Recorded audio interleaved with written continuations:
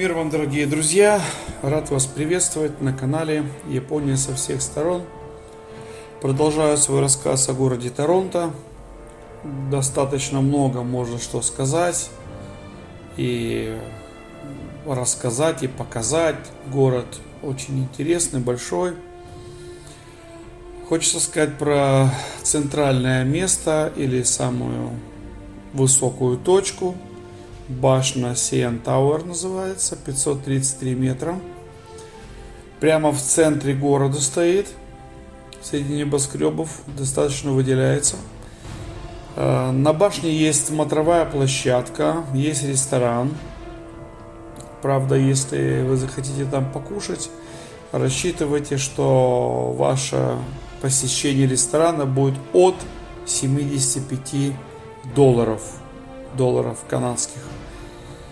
Конечно, там очень красивый вид на весь город, на небоскребы, на дальние места, на озеро Онтарио. Кстати, название озера Онтарио и название этой области или провинции, или префектуры, я не знаю, как здесь называется, наверное, все-таки провинция, тоже называется Онтарио.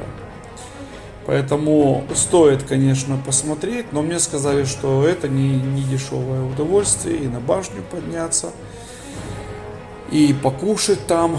Поэтому, если у вас есть финансы, вы можете на это рассчитывать. Внизу под башней есть большой аквариум, достаточно большой. Аналогичный я видел в Дубае.